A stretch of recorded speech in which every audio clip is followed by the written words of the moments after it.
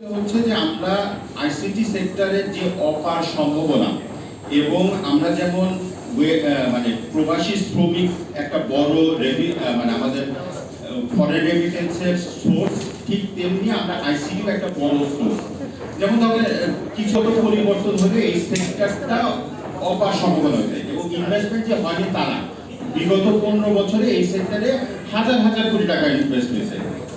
সেখান থেকে আমরা চাচ্ছি যে রিফর্মগুলি ভবিষ্যৎ দেখে আর সে আগের মতো করে লোকপ্রিয় হবে না। সো এখানেও আছে স্যাটেলাইট, বঙ্গবন্ধু স্যাটেলাইট আমার কৃষককে সাহায্য করে না, আমার গ্রামের যে মাকে সাহায্য করে না, যে মাতৃত্বের কষ্টে তার কাছাকাছি।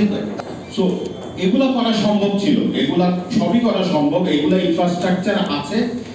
এখন যদি আমরা এই সময়ের সদ্ব্যবহারটা না করি, তাহলে ভবিষ্যতে আমরা আবার এই 15 বছর পরে আবার বসবো, আবার এই একই আলোচনা নিয়ে বসবো, আবার কয়েক হাজার ছেলে প্রাণ দিবে। আপনার মানে আমাদের খুবই দুঃখ লাগে যে কত ছোট ছোট বাচ্চা প্রাণ দিয়েছে। আমার ছেলে আগামী 10 বছরে এই বয়সী হবে এবং আমি সবসময় চিন্তা করি আমি যদি এমন একটা দেশ তৈরি করে যাচ্ছি যেখানে আমার ছেলে আবার এই ধরনের একটা সিচুয়েশনে পড়বে যেখানে পুলিশ তাকে গুলি করবে, তার নিজের দেশের পুলিশ বা নিজের দেশের লোক তার নিজেরই ভাই তাকে খুন করবে।